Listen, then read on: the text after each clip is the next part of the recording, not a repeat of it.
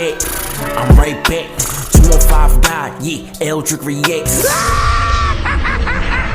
So I recently purchased Spider-Man 2, and I think I got the wrong copy. Hey, yo. Didn't check the expiration date on it, I ain't lying. What the fuck is... So is it time to finally make the switch over to PlayStation, man? I've been Spider-Man deprived for too long. God damn it. I've been a loyal Xbox fan for a while, but we don't got them exclusives, man. We don't got those exclusives, and I'm sick of it. I feel like I need to get my Spider-Man fix. Last time I played a Spider-Man game was probably Spider-Man 2 on the PlayStation 2, which is like insane to me because that's my favorite superhero, man.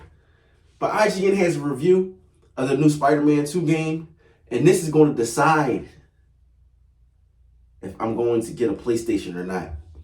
Is this game as good as people say it is? I've been hearing a lot of hype about it. But let's watch it. Marvel Spider-Man 2 review from IGN. Hey man, glad you could make it. With Marvel's Spider-Man 2, Insomniac has the unenviable task of following up two riveting superhero fantasies full of excitement and heart. While that may sound like a good problem to have, the question becomes, where do you go from there? Well, its answer is to double down. Double down on Spider-Man, double down on the size of the map, double down on explosive action sequences. In doing so, the studio has crafted another consistently exciting rollercoaster ride and the best story of the series yet. But stand the original alongside the sequel in other ways, and it can look a bit like two Spider-Man games pointing at each other. The excellent combat hasn't gotten old, but it is largely the same fun as before. And despite that larger map, most of the open world activities found within it are in desperate need of evolution. The result is a blockbuster in the most modern sense of the word, undeniably thrilling for long stretches, but by the numbers for others.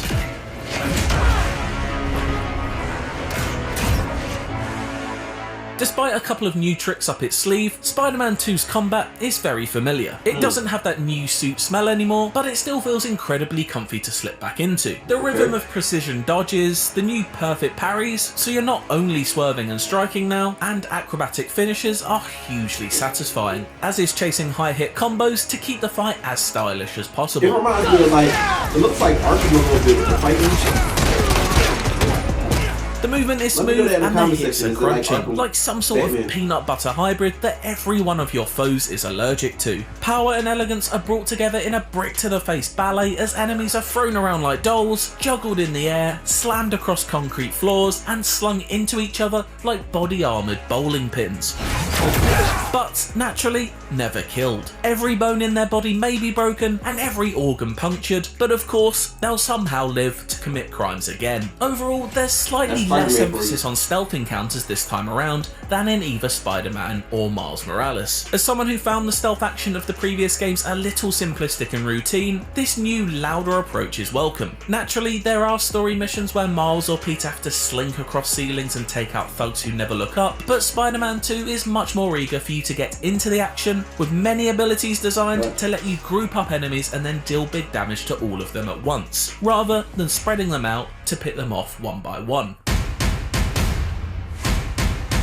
It looks fire, but once though. Parker dons the symbiote suit already shown off in trailers, the gooey, angry powers that come with it make a big impact, adding more of a brawler nature to fights and giving Peter a set of tools to match Miles' satisfying electric abilities. One area the Insomniac has made improvements in is that Spider-Man 2 offers significantly more in the way of enemy variety, so you'll no longer be battering the same 5 balaclava bullies with baseball bats. Certain enemies are weak to different types of abilities, such as electric or symbiote attacks, which also adds an enjoyable extra wrinkle to fights. It's by no means revolutionary stuff, but a welcome added level of complexity that makes you consider which powers, or even which Spider-Man, are best for the job.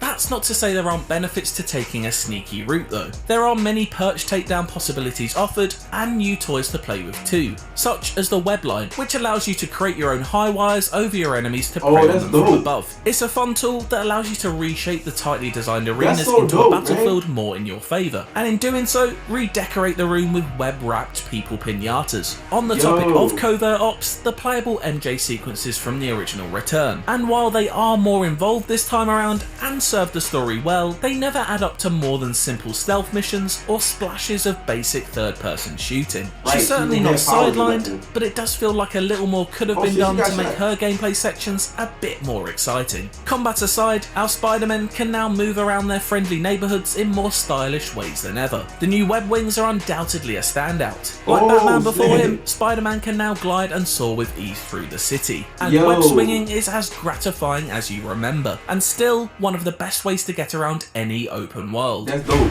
I never seen that in a Spider-Man game before. The story swings just as elegantly between upbeat hijinks and solemn moments of reflection. It's undeniably a fun time to don the suit and enter a Kratos-like rage mode where you push in both thumbsticks and start one-hitting everything in your path. But the writers never once forget to take their eyes off the humanity inside these superhumans. The same can be said for both its heroes and villains, as Spider-Man 2 tackles the reasoning behind each character's actions and the good that can hide in the shadows of evil. Avoiding spoilers, the basic premise revolves around Kraven the Hunter, who is, well, craving a hunt. For those uninitiated in the character, he's essentially the Predator, an apex hunter blessed with super strength who has chosen New York as his next hunting ground. A movie coming out for Kraven. It's a great starting point that sends the city's hero and villain dynamic into flux as he sets his sights on the biggest prey possible. There are also smaller stories at play though, ones that may seem less important when compared to the citywide chaos, but feel like potential world enders to those who inhabit it. Both Spider-Men tackle the most extreme examples of trying to manage a work-life balance you could imagine, exploring a range of personal issues including strained relationships and loss that plague us as humans, no matter how superpowered we may feel. It's the best written story in the series yet, if still a little cheesy at times, with performances worthy of the script. It's a real triumph that manages to cover such a wide spectrum of themes without suffering from tonal whiplash. You made it! I thought you said this was a startup. Primarily a Peter Parker story, Spider-Man 2 explores his relationship with MJ and the reintroduction of childhood best friend Harry Osborn into his life. It's always compelling to watch him content with which pieces of the past to leave behind and what future self he wishes to be. No matter how hectic a scenario gets though, he always has a quippy one-liner ready to be expertly delivered by actor Yuri Lowenthal. I really should have stretched. Miles still gets his time in the spotlight however, and has some fantastic moments towards the end of the main campaign. Even if some of the more interesting explorations of his Puerto Rican African-American culture are reserved for side missions. Obviously, what you take from the story and its diverse cast of characters will be unique to you. On the surface, it's another thrilling superhero story packed full of surprises, cameos, and Easter eggs. But there are deeper meanings to be found here too. Mr. Morales, is it? Are you sure this isn't something you can handle yourself? I'm sure. Spider-Man 2, and to an extent all great Spider-Man stories, tackle themes of adolescence and puberty, a time of uncertainty for even the most normal of teenagers trying to control bodily fluids. I gotta get better at fluid management. We join Miles at this exact point in his life, with family ties straining, friendships facing new challenges, and life decisions of genuine importance being posed for the first time. Actor Najee Jeter displays all the range needed for the role, continuing to excel as a younger Spider-Man, maturing before our eyes. Maybe one of those scholarships has my name on it.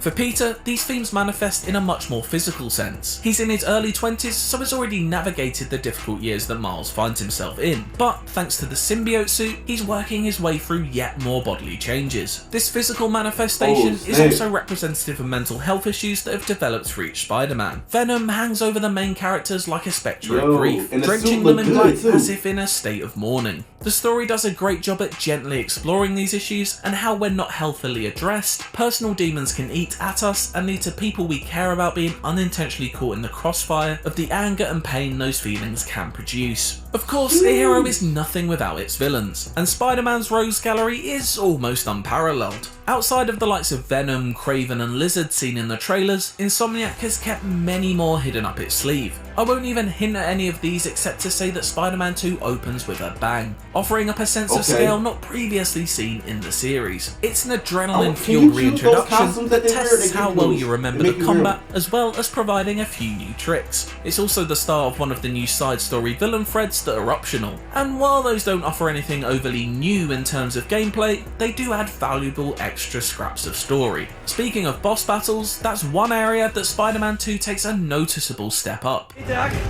ready for your annual physical? There are evolving brawls packed full of danger that put all of your skills to the test. Dodges and parries are key, as well as using environmental tools dotted around the arenas for your benefit. The latter third of the campaign essentially becomes a boss rush mode that will put the sturdiest of thumbs to the test. Not necessarily because it ever gets too difficult, but because of the sheer number of times you'll be hammering that square button. These later stages are where the majority of Spider-Man 2's thrills lay, however, as it really hits its stride late on and emphatically wraps up a tale with miles of emotional depth that never once threatens to peter out. Your dad used to give me that exact same look. Despite what loftier ambitions the roughly 18-hour story may have, this is still unapologetically an old-school approach to open-world game design, and nowhere is this displayed more clearly than in its optional quests. To their credit, the way you can highlight side objectives by pressing the right stick is a welcome upgrade over mere icons on a map. This isn't a world that beckons exploration or discovery necessarily, but it is a step in the right direction toward creating greater immersion and mercifully less time spent looking at the map screen. That being said, I can't help but have hoped for a few more flashes of Gotham City to make their way into New York. Something like the spontaneous shock of Man-Bat jumping at you out of nowhere went a long way to making Rocksteady's superhero open world feel more reactive than what we get here. When you consider the evolution of open world game design that the Arkham series took over the course of the trilogy, it's a bit disappointing to see Insomniac's series stuck in time when it comes to its side content and the way it presents itself to you. Standard open world filler activities are here aplenty, and that's one area where Spider-Man 2 hasn't moved with the times or shown much ambition at all. Collectibles, photo opportunities and rather basic street crimes are still here, and despite having a few slightly more interesting quirks this time around, they only very occasionally excite. Granted, the additional enemy variety in play makes these activities take a little longer to get old than they did in the past, but this still isn't quite a strong enough twist to make prioritising photographing these jabronis over saving a house full of people from a raging fire not seem ridiculous. Guys, can we take this outside? There are exceptions to the rule, however. There are a couple of more involved quest lines that are much more nourishing, almost to the point of being a series of mini main plot missions. My favourite was the Flame questline, which begins with simply helping out the fire brigade, but quickly spins a layered and mysterious web. It's full of twists, turns and surprises, like a great short comic book run that separates itself from the rest of Spider-Man 2's optional time trials and simple puzzle minigames. All of this contributes to fighting back against crime in each district of New York, a city now twice the size of what we've seen before. There are 14 unique districts, each with its own set of objectives to complete before you can unlock fast travel to that part of the map. Not making fast travel readily available is smart, and truthfully, I barely used it anyway, as swinging and gliding around the city is so much more fun. Gliding is especially great for crossing long distances thanks to the numerous wind tunnels that carve their way through New York's seamlessly endless grid of streets, flanked by Art Deco architecture and modern mirror-like skyscrapers. Of course, if you're going to be catching a reflection in that glass so often, you'll want to look your best. Looking fresh. I was wondering about the costumes in this game. Fear not, there are dozens and dozens of suits to unlock, with myriad colourful skins to pick from on each of them. From modern interpretations of classics to returning fan favourites, there are treats waiting for Spider-Man fans of all generations. In keeping with Insomniac's track record, the music behind it all is stellar, with Miles and Peter's respective signature tunes playing depending on who you're controlling. A highlight though is the theme that follows in Kraven's footsteps, which bears more than a passing resemblance to Howard Shore's Uruk-hai War March from the Lord of the Rings score.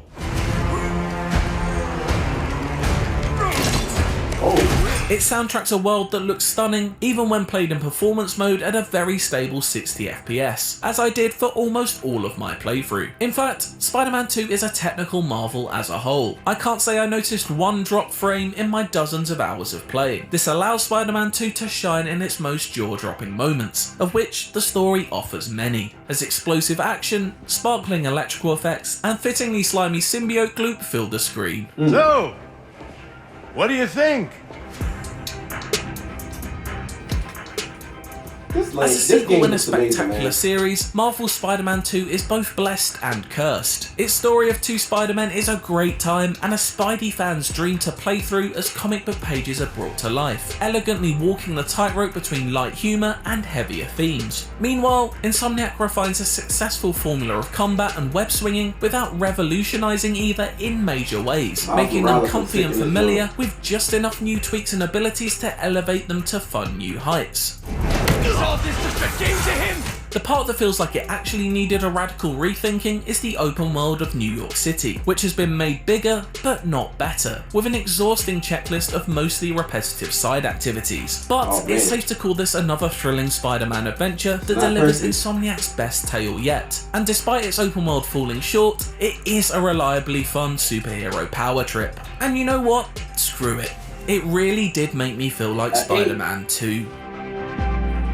For more open world game reviews, why not check out our review of Cyberpunk 2077 Phantom Liberty or Assassin's Creed Mirage? And for everything else Spider-Man 2, I ain't even mad at that. IGN. I'm not mad at an 8. You know, the game looks amazing, and I think it's time, you guys. I think it's time for me to get a PlayStation 5 because I just don't have that on Xbox, man.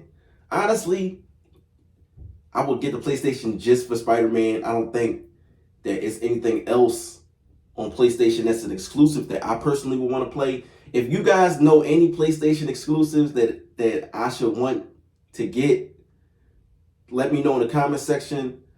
Isn't the PlayStation Slim coming out soon? Tell me the price of it. Like, you know, I want a PlayStation. Now I want a PlayStation. And hopefully in this Spider-Man game, when I do get it, it doesn't have scenes like this. Help! Please! Someone! I'm going to die! But time is something y'all can never have back. But y'all spend your time with me, so I appreciate y'all for that. Subscribe to Eldric because guess what? When we let Our powers combine. we're gonna be at 8,000 subscribers. Yeah. I'm gonna need y'all to stay strong, man. Not for everybody else. You gotta know to stay strong for you.